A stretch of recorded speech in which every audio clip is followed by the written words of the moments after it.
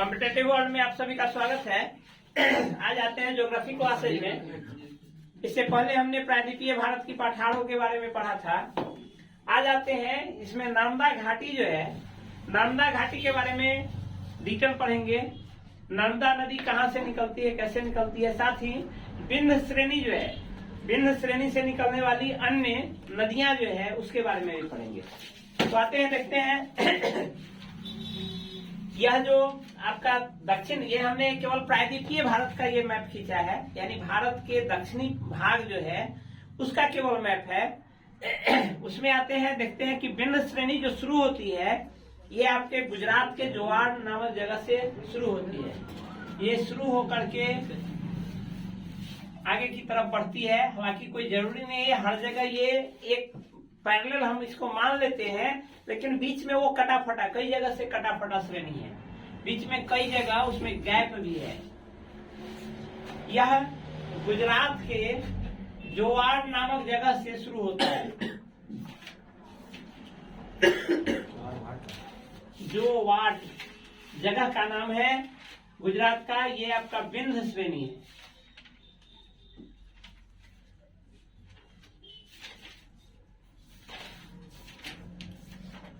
आप पहले से जानते हैं यह चीज कि ऊंची पर्वत जो होती है, ऊंची श्रेणी जो होती है, जो नुकीला टाइप का ऊपर निकला रहता है उसको पर्वत कहते हैं। और उसी का जो समतल भाग होता है, जो नीचा, उसके मुकाबले नीचा भी होता है और समतल भाग होता है उसको पठार कहते हैं। तो कोई भी पर्वत श्रेणी जो है, पर्वत श्रेणी दूर दूर तक फैला रहता है और हर जगह एक बराबर नहीं रहता है। जैसे समतल मैदान है, हर जगह समतल रहता है, हालांकि उसमें भी विषमताएं पाई जाती है।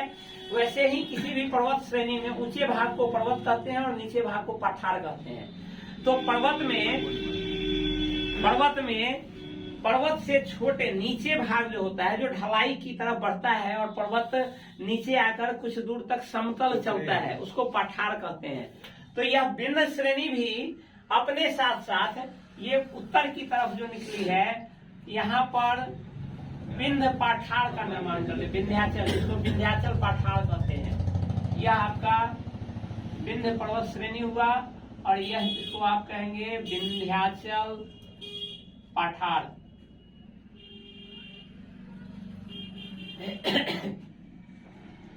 इसके आगे यह आपका जोवाड़, गुजरात जोवाड़ से शुरू होता है और यह आ जाता है आपको बिहार के सासाराम तक ये फैला हुआ है। यह जो आगे बढ़ करके सासाराम बिहार तक फैला हुआ है। धीरे धीरे हालांकि इसकी ऊंचाई कम होती चली गई है। आगे आकर के ये पूरा यहाँ से समतल मैदान मिल जाता है। इसके दोनों तरफ पठारी भाग है, ये प्रायद्वीपीय पठार ही कहते हैं। ये दक्षिण भारत जो है मैक्सिमम पार्ट क्या है, पठारी भाग है। इसका मतलब है हमारे जो उत्तर भारत में उत्तर का विशाल मैदान जो हमने पढ़ा है, उत्तर भारत का विशाल मैदान, इससे इसकी ऊंचाई अधिक है। साथ ही हमने पूर्व में जिस समय पढ़ाया था आपको कि अंगारा लैंड और गोंडवाना लैंड दोनों के टकराने से जो टूटा हुआ पार्ट है ये आकर के टकराया है और यहाँ से मैग्मा निकला है। ये यहाँ पे भ्रंश घाटी है। पृथ्वी जो टूटी थी जिस समय, यह प्लेट जिस समय टूटा था, यहाँ भ्रंश घाटी का निर्माण हुआ था। उस भ्रंश घाटी से निकले लावा से इन सारे भागों में ये लावा फैला हुआ है। लावा से यहाँ पठार का निर्माण हुआ है, जिसके कारण ये सारे भाग क्या है, पठारी भाग है, चट्टानी भाग है, यहाँ मैदानी भाग नहीं है। अब इन पठारों, पर्वत के टूटने से ही मिट्टी का निर्माण होता है, चट्टान के टूटने से ही मिट्टी का निर्माण होता है। चूंकि ये कालांतर में बहुत पहले ये घटना घटी है, बहुत पहले इन लावा से इन चट्टानों का निर्माण हुआ है। धीरे धीरे यह चट्टान भी टूट करके मिट्टी का निर्माण किया है, जिससे काली मिट्टी का निर्माण हुआ है। तो हम देखते हैं कि भारत के ये पश्चिम और दक्षिण भाग में क्या है, ये पठारी भाग है और यहाँ काली मिट्टी का विकास हुआ है। अब महाराष्ट्र है, काठियावाड़ क्षेत्र है, इन सब में कर्नाटका है, इन सब में काली मिट्टी पाई जाती है। काली मिट्टी आप जानते हैं ज्योग्राफी में, काली मिट्टी जो होता है कपास की खेती के लिए उपयुक्त होता है। कपास की खेती के लिए सबसे उपयुक्त मिट्टी जो होती है काली मिट्टी होती है, इसलिए काली मिट्टी को काली कपास की मिट्टी भी कहते हैं। तो यहाँ जो है यह मैग्मा से निर्मित विभिन्न चट्टानों के टूटने से ही यहाँ मिट्टी का निर्माण हुआ है, इसलिए इन क्षेत्रों में काली मिट्टी की बहुलता है। साथ ही इसमें विभिन्न पर्वत श्रेणियां भी है और श्रेणियों के साथ पठार का भी निर्माण हुआ है। तो ये तो आपका एक हुआ विंध्याचल, जो गुजरात के जोवाट से शुरू होकर के सासाराम तक आती है। हालांकि जैसे ये पूरब भाग में बढ़ती है, ये कई सारी पर्वत श्रेणियों में बढ़ जाती है। कई सारी भाग में ये सीधा न रह करके ऐसे निकल गया, ऐसे निकल गया, ऐसे निकल गया, कई भाग इसका अंगुली नुमा पठार का निर्माण कर लेता है, जिसको अलग से हम देखते हैं। यहाँ ये तो हो गया आपका सासाराम, यहाँ इसको कैमूर की पहाड़ियां भी कहते हैं। ये जैसे जैसे यहाँ आता है इसकी ऊंचाई घटती जाती है और यहाँ इसको हम इस बिंद श्रेणी को ही क्या कहते हैं, इसको कैमूर की पहाड़ियां भी कहते हैं।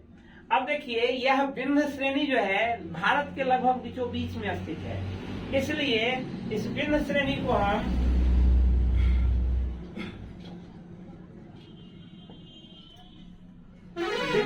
को हम उत्तर भारत से दक्षिण भारत को अलग करने वाली रेखा भी कहते हैं। उत्तर भारत तथा दक्षिण भारत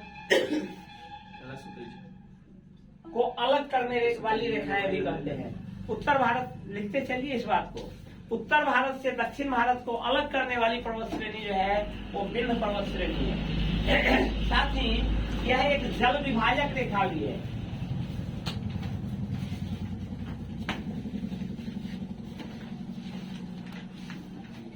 यह जल विभाजक रेखा भी है। बिंद श्रेणी आपका जो है वो एक जल विभाजक रेखा भी है।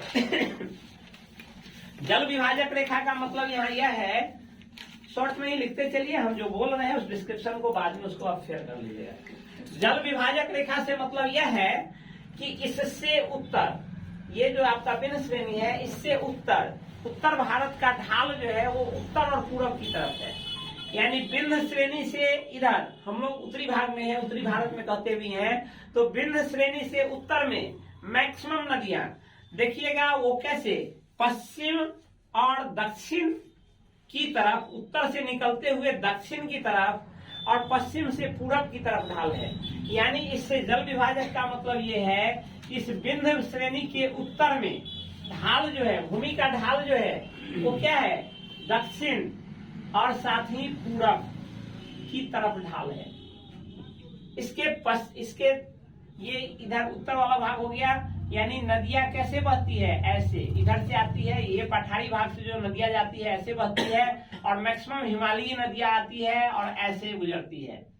यानी यह ढाल कैसे हुआ, उत्तर से हल्का दक्षिण भी है और साथ ही मैक्सिमम पूरब भी है। सब जाकर के लास्ट में गिर जाती है, बंगाल की खाड़ी में गिर जाती है, बंगाल की खाड़ी में गिर जाती है।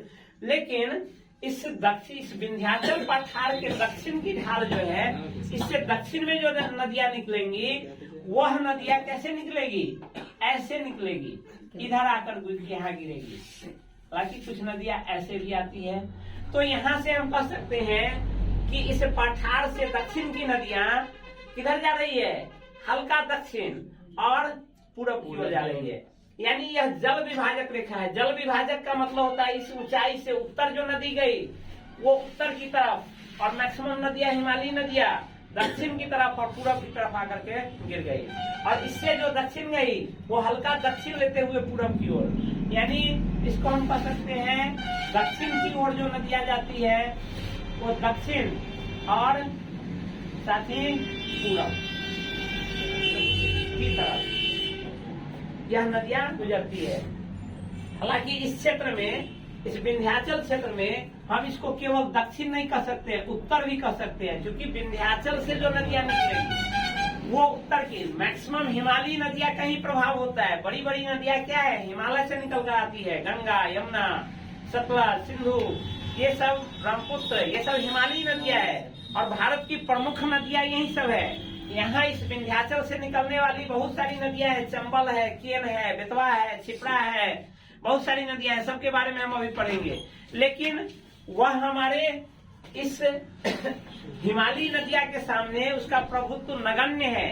इसलिए हम कहते हैं कि अधिकतम ढाल क्या है, उत्तर से लेकर पूरब की तरफ है, क्योंकि मैक्सिमम नदियां हिमालय से आती है अपना प्रभुत्व हिमालय से लेकर आती है। अधिक जल जो हमको प्राप्त होता है वो हिमालयी नदियां से प्राप्त होता है। इसलिए हम कहेंगे कि उत्तर भारत का पूछता है, यदि उत्तर भारत का ढाल किधर है, तो उत्तर भारत की ढाल दक्षिण और पूर्व की ओर है। हम जब विंध्याचल की बात करेंगे, विंध्याचल रेंज की बात करेंगे, तो विंध्याचल से, इस विंध्याचल श्रेणी से ढाल कैसी है, तो उत्तर पूर्व की ओर है। लेकिन सीधे जहां क्वेश्चन पूछेगा उत्तर भारत की ढाल किधर है, तो उत्तर भारत का मेन मतलब विंध्याचल श्रेणी से न होकर हिमालयी नदियां से हो जाता है। तो हिमालय से निकलने वाली नदी उत्तर से आकर कैसे हल्का दक्षिण होते हुए और पूर्व की ओर जाती है। तो यदि आपसे पूछे उत्तर भारत की ढाल कैसी है, तो उत्तर भारत की ढाल दक्षिण पूर्व की ओर है। लेकिन पूछे विंध्याचल श्रेणी के उत्तर की तरफ ढाल कैसी है, तो विंध्याचल श्रेणी के उत्तर की तरफ ढाल उत्तर पूर्व की ओर है। क्योंकि इस आपका पर्वत श्रेणी जो है, यहाँ से जो नदियां उत्तर की तरफ निकलेंगी वो क्या दक्षिण की तरफ आएगी, उत्तर की तरफ निकलने वाली नदियां ऐसे हल्का उत्तर होते हुए पूर्व की ओर चली जाती है। तो यहाँ दो क्वेश्चन बनता है। क्वेश्चन बनेगा उत्तर भारत की ढाल कैसी है, तो उत्तर भारत की ढाल दक्षिण पूर्व की ओर है। लेकिन पूछेगा कि विंध्याचल से उत्तर की तरफ निकलने वाली ढाल कैसी है, तो विंध्याचल से उत्तर की ओर निकलने वाली ढाल उत्तर पूर्व की ओर है। फिर विंध्याचल पर्वत श्रेणी से दक्षिण की तरफ ढाल कैसी है, तो विंध्याचल से दक्षिण की तरफ दक्षिण और पूर्व की ओर ढाल है। हालांकि यह नहीं कह रहे हैं कि विंध्याचल से निकलने वाली या इस रेंज की सभी नदियां आपकी बंगाल की खाड़ी में ही नहीं गिरती है। अधिकांश नदियां बंगाल की खाड़ी में गिरती है, इसलिए पूर्व की तरफ ढाल है। लेकिन कुछ नदियां हैं जो यहाँ से ऐसे जाकर, और यहाँ कौन सा सागर है, अरब सागर है। कुछ नदियां हैं जो यहाँ से जाकर अरब सागर में गिरती है। इसका यह मतलब नहीं हो गया कि इस भाग का ढाल पश्चिम की ओर है। पश्चिम की ओर ढाल नहीं है। यहाँ कुछ भ्रंश घाटियां है। हमने पढ़ाया था कि जब यह टूटा है, प्लेट टेक्टोनिक सिद्धांत के आधार पर हमारा जो ये भारत का निर्माण हुआ है, जो टूटने से निर्माण हुआ है, यह जाकर टकराया, वहां यहाँ एक भ्रंश का निर्माण हुआ है जिसको नर्मदा भ्रंश कहते हैं। नर्मदा नदी जो है यहाँ से मैकाल की पहाड़ियां है, यहाँ पर इस मैकाल की पहाड़ियां से निकलकर और यहाँ आकर अरब सागर में गिरती है। ये आपकी नर्मदा नदी है जो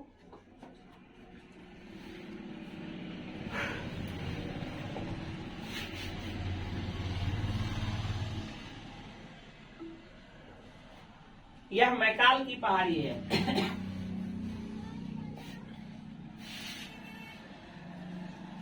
मैकाल पठार जिसको कहते हैं, यह मैकाल की पठार है। यहाँ से नर्मदा नदी निकलती है और ऐसे देखिए ढाल किधर है, दक्षिण और पूरब की तरफ। लेकिन नर्मदा उसके विपरीत देखिए किधर आ रही है, पश्चिम की तरफ आ रही है और अरब सागर में गिर रही है। तो हम यह नहीं कहेंगे कि यहाँ पर ढाल पश्चिम की तरफ है। एक ढाल जैसे यहीं पर जमीन मानते हैं ढाल ऐसे है, लेकिन इसमें हम एक गहरा कैनाल खोदे, यहाँ पर कैनाल की गहराई कम हो और जैसे जैसे बढ़े वो कैनाल ऐसे गहरा आ जाए, तो क्या यहाँ जमीन की ढाल तो ऐसी है, विस्तृत क्षेत्र में पानी ऐसे जाएगा। लेकिन एक खास क्षेत्र में जहां हम ये कैनाल खोदे हुए हैं जिसकी अपनी ढाल कम है, अपनी ढाल जैसे आगे बढ़ती है ये गहरी होते जा रही है, तो इसमें यदि इस कैनाल में यदि कोई पानी आ जाएगा तो क्या वो ऐसे बहेगा, वो तो ऐसे ही बहेगा। क्योंकि यहाँ क्या होता है, जैसे ये पश्चिम जा रहा है गहरा होता जा रहा है, तो वही ये भ्रंश घाटी उसके कारण इसका नाम भ्रंश है। ये जिस समय भारत का निर्माण हुआ उसी समय इस घाटी का निर्माण हो गया, जिसकी ढाल केवल और केवल इस घाटी की ढाल पश्चिम की तरफ है, जिसके कारण यहाँ से एक नदी निकलती है जिसका नाम क्या है, नर्मदा नदी, जो यहाँ से निकलकर और हमारे अरब सागर में पश्चिम की तरफ बहते हुए अरब सागर में जाकर गिर जाती है। तो ये विंध्याचल पर्वत श्रेणी और यहाँ पर है आपका सतपुड़ा, ये आपका है सतपुड़ा पर्वत श्रेणी। ये विंध्याचल पर्वत श्रेणी और सतपुड़ा पर्वत श्रेणी के बीच से एक भ्रंश है, जिस भ्रंश का नाम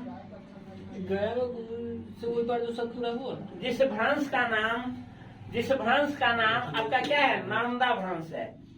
ये नर्मदा भ्रंश से होते हुए नर्मदा नदी निकलती है और अरब सागर में जाकर गिर जाती है। यह सतपुड़ा है। सतपुड़ा के बाद एक और नदी है, ताप्ती नदी, जो यहाँ से ऐसे होते हुए पश्चिम की ओर बहते हुए अरब सागर में गिरती है। ये है आपका ताप्ती। ताप्ती के दाहिने, ताप्ती के और दक्षिण एक और पर्वत श्रेणी है, जिसको कहते हैं सतमाला पर्वत श्रेणी। सतमाला पर्वत श्रेणी। पूछेगा कि नर्मदा नदी किन दो पर्वत श्रेणियों के बीच बहती है। नर्मदा नदी विंध्याचल पर्वत श्रेणी और साथ ही सतपुड़ा पर्वत श्रेणी के बीच नर्मदा नदी बहती है। उसी ढंग से ताप्ती नदी सतपुड़ा और सतमाला के बीच बहती है। यहाँ हो गया आपका मैकाल, यहाँ है आपका ये श्रेणी, आपका कौन सा, ये सतपुड़ा श्रेणी। आगे और बढ़ा है यहाँ तक, ये सतमाला भी आगे बढ़ा है। यहाँ इसका नाम है अजंता श्रेणी, अजंता पर्वतमाला। यहाँ है, इसका नाम है महादेव पर्वत श्रेणी।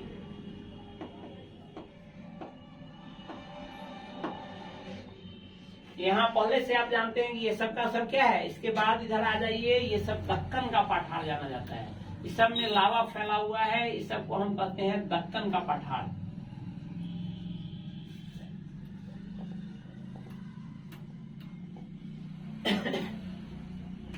इधर आते हैं, इधर पहले हमने पढ़ा है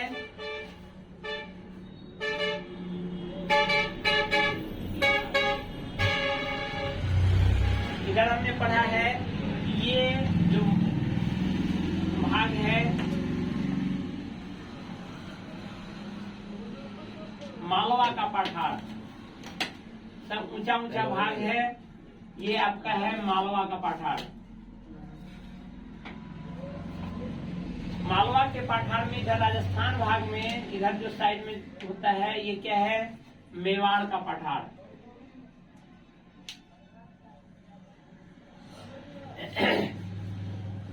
इधर आगे बढ़िएगा, यहाँ पे है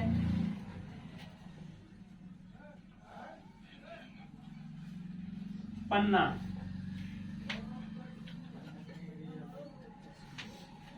नीचे में है इधर सोनपत।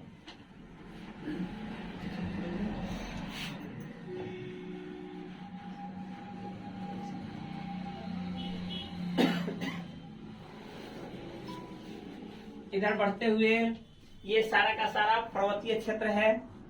इसमें आते हैं, हम देखते हैं कि ये विंध्य श्रेणी जो है, यह विंध्य श्रेणी जो है, ये लगभग 1200 किलोमीटर में फैला हुआ है। विंध्य श्रेणी, इसकी लंबाई गुजरात से लेकर बिहार तक आया है। यह लगभग 1200 किलोमीटर में फैला हुआ है। विंध्य श्रेणी की लंबाई लगभग 1200 किलोमीटर में फैला हुआ है। इसकी औसत ऊंचाई जो है, ये 400 मीटर से लेकर 650 मीटर ऊंचाई। इसकी ऊंचाई 400 मीटर से लेकर 650 मीटर तक इसकी ऊंचाई है। इस विंध्य श्रेणी की सर्वोच्च चोटी जो है, इसको सद्भावना शिखर भी कहते हैं।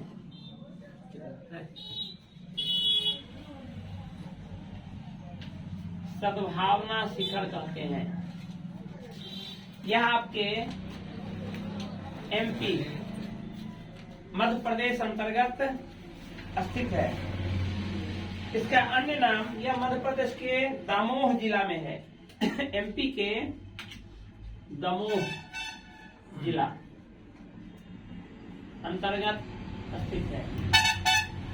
इसका अन्य नाम कलुमार चोटी भी इसको कहते हैं। सद्भावना चोटी को या गुडविल, इंग्लिश में कहेंगे goodwill, goodwill peak. MP Madhya Pradesh Damoh जिला। इसको कलुमार या कालुम्बे शिखर।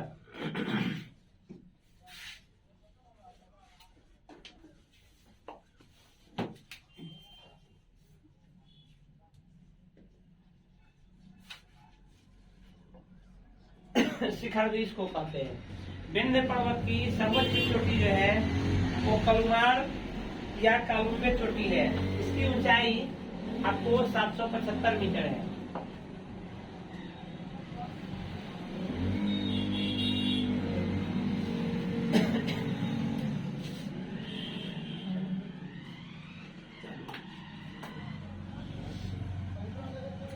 विंध्य रेंज से बहुत सारी नदियां निकलती है, ये नोट करिए। उसके बाद हम थोड़ा सा नदी पर जाएंगे। नदी जो विंध्य रेंज से निकलती है वो नदी ये करेंगे। चलिए नेक्स्ट आते हैं। ये तो पठारी भाग हुआ। अब आप जानते हैं पर्वत पठार या पर्वत से क्या होगा, बहुत सारी नदियां निकलेंगी। तो विंध्य रेंज से भी निकलने वाली कुछ नदियां हैं जिसके बारे में हम देखते हैं। मेन तो हमारे उत्तर भारत की नदियां कौन है? उत्तर भारत की नदी आपकी गंगा है। उसमें आकर यहाँ से जुड़ती है कौन सी? यमुना। ये नदी है आपकी गंगा और ये है यमुना। यह तो आपकी कौन सी नदी है? हिमालयी नदी है। इस हिमालयी नदी में नीचे से आकर आपकी जुड़ती है, इस विंध्य रेंज से निकलती है आपकी जानपावा। एक जगह है जहां से चंबल नदी निकलती है। यह नदी है आपकी चंबल, यह जानपावा।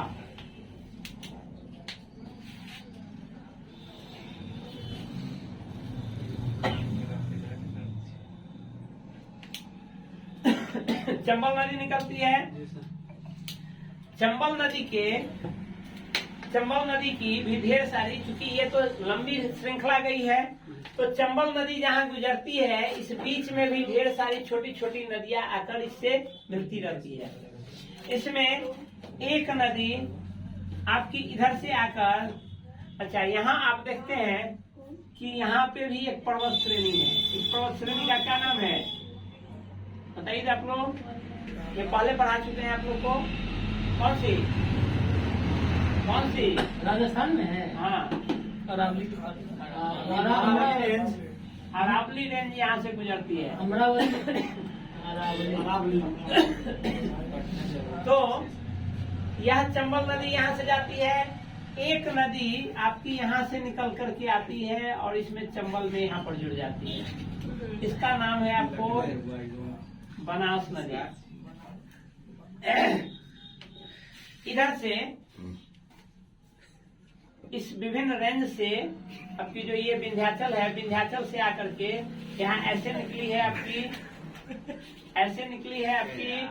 कौन सी? चंबल नदी, जो यहाँ आकर यहाँ से जमुना से मिल गई है। यह जमुना आगे जाके गंगा में मिल गई है। अब इस बीच में यहाँ से विंध्य रेंज से ढेर सारी नदियां आकर के इसमें मिलती है। इन नदी का नाम सबसे पहला, यहाँ एक छोटी सी नदी है जिसका नाम है आपका छिपड़ा। उज्जैन जो है छिपड़ा नदी के किनारे है। चंबल का सहायक नदी। हाँ, चंबल की सहायक नदियां है। ये छिपड़ा है। थोड़ा सा आगे बढ़िएगा, यहाँ पे काली सिंध है। काली सिंध है, ये यहाँ आकर के इसमें जुड़ती है। नेक्स्ट है पार्वती नदी है।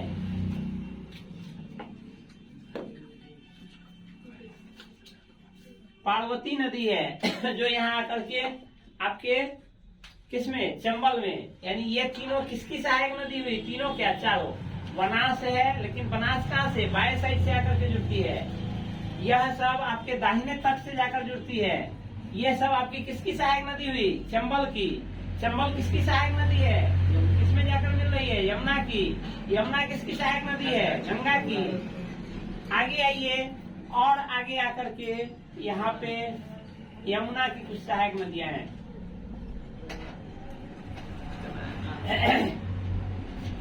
ये है आपका बेतवा, केन, यहाँ है आपका बेतवा, ये हो गया केन,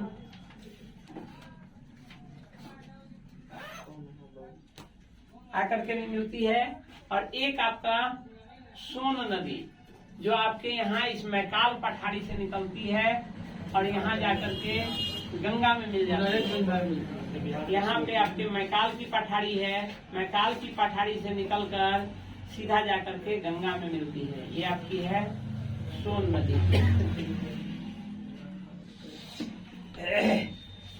बेतवा की एक और सहायक नदियां हैं। एक बेतवा की एक सहायक नदी है यहाँ से, इसको कहते हैं धासन।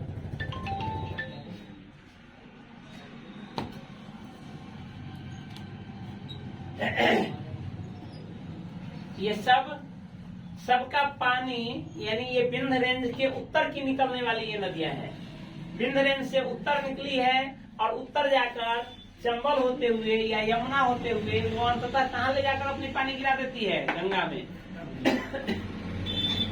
तो ये नदी तंत्र में फिर से पढ़ाएंगे, हालांकि नदी तंत्र पढ़ाएंगे उस समय डिटेल और पढ़ाएंगे। अभी तो ये पर्वत पठार पढ़ा रहे हैं, तो उससे निकलने वाली ये नदियां है कि कौन कहाँ से निकलती है और कौन किसकी सहायक नदी है। तो ये आप खास करके इसमें याद रखेंगे। ये पूछता है, क्वेश्चन बनता है कि केन किसकी सहायक नदी है। आपसे पूछ देगा केन जो है किसकी सहायक नदी है? चंबल की सहायक नदी है, यमुना की है या गंगा की है? तो आपको ये यदि फिगर याद रहेगा तो क्लियर रहेगा कि केन जाकर कहाँ जुड़ती है? चंबल समाप्त होने के बाद केन उसमें मिलती है। तो केन आपका किसकी नदी हुई? केन। या फिर आपका बेतवा। सोन किसकी सहायक नदी है? यमुना की। यमुना मिलने के बाद ये आकर के मिलती है। यदि यमुना और आगे तक आती तो यमुना की सहायक हो जाती है, यहाँ मिलती है। लेकिन यमुना का मिलन उत्तर प्रदेश में हो जाता है, जबकि आपका ये सोन कहाँ आकर मिलती है? बिहार के पटना में आकर मिलती है। तो आपका यहाँ पे ये हो गया नदी तंत्र।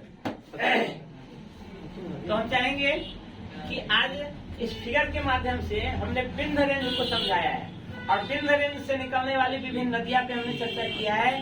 तो आप इस मैप को दिमाग में बैठा कर रखेंगे तो इन चीजों को याद करने की जरूरत नहीं पड़ेगी। तो मैप के माध्यम से भूगोल जब भी पढ़िए, एक उसका मानचित्र के माध्यम से पढ़िए, वो सीधा आपके माथे पर सेट रहेगा। और एक बार में जरूरी नहीं है कि एक बार में बैठ जाए, इसका आप खुद से अभ्यास करें, इसको खींचें।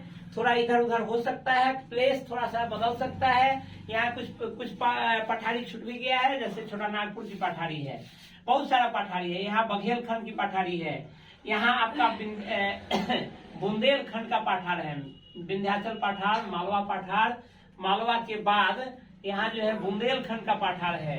तो ये सब प्रायद्वीपीय भारत के विभिन्न पठारों को पढ़ाने के क्रम में हम भांडेर का पठार है, ये सब हमने पूर्व में भी पढ़ाया है। ये सब पठारी है। मेन अभी विंध्याचल का हमारा फोकस था।